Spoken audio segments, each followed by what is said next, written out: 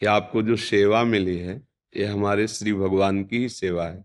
समाज रूप में, देश रूप में, विश्व रूप में। वेद कहता है एकोहम बहुश्यामा। वो परमात्म तत्व तो अपने आप को इतने रूपों में विस्तार किया। अब आपको एक सेवा का पद मिला है, एक सेवा का स्वांग मिला है। आप है नहीं है, ना आप स्त्री हैं, ना पुरुष हैं, ना सत्य वस्तु।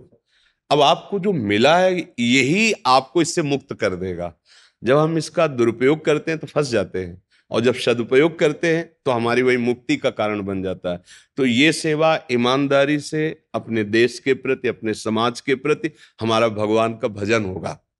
अगर हम जहां भी त्रुटि करते हैं फिर हमारे अंदर ही असंतोष, अशांति, यही दंड है। सबसे पहले गलती का फल होता है जलन हो जाना, असंतुष्ट हो जाना, भयभीत हो जाना, शक्तिहीन हो जाना। और जब हम धर्म से चलते हैं तो चाहे कोई भी हो, आपके हृदय में एक ऐसी शक्ति होगी जो आपको कोई दबा नहीं पाएगा। तो यही भगवान का बल कहा जाता है। तो हम कभी अधर्माचरण न करें और कभी अधर्माचरण करने वालों को छूट भी न दें, क्योंकि अधर्माचरण पर शासन करना ये भगवान की पूजा होगी। क्योंकि आपको वो पद मिला हुआ है, अलग से माला पकड़ने की जरूरत नहीं है। जब कभी आपको समय मिले तो जो भगवान का नाम प्रिय हो उच्चारण कर लीजिए।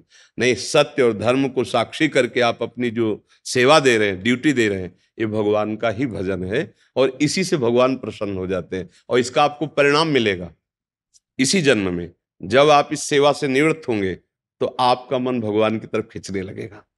और अगर आप त्रुटि कर दिए तो आपका मन विलासिता की तरफ खींचने लगेगा। विलासिता, भोगों, संसार के राग। जीवन का लक्ष्य है तो छूटेगा शरीर, आज नहीं तो कल ये पद भी जाएगा। तो कम से कम हम जहां चढ़ चुके हैं अब इसके नीचे न गिरे, अर्थात हम मनुष्य शरीर में आ गए। जैसे आप जितनी सुविधा पा रहे हैं उससे अब नीचे रखा जाए तो कष्ट होगा। तो मनुष्य शरीर में जो हमें बुद्धि है, विवेक है, बल है, वो अन्य किसी योनियों में नहीं है। अन्य योनियां कर्म बंधन से युक्त है। या तो भगवत प्राप्ति हो जाए और या तो फिर हम मनुष्य बने और ऐसे सत् कार्य करें कि मुझे भगवान मिल जाए। जीवन की सार्थकता भगवत प्राप्ति में है और वो सत्य में होती है।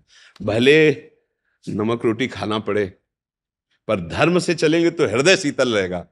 और जब आप परिवार में आएंगे तो आपकी दृष्टि में हर्ष होगा, सुख होगा देख के।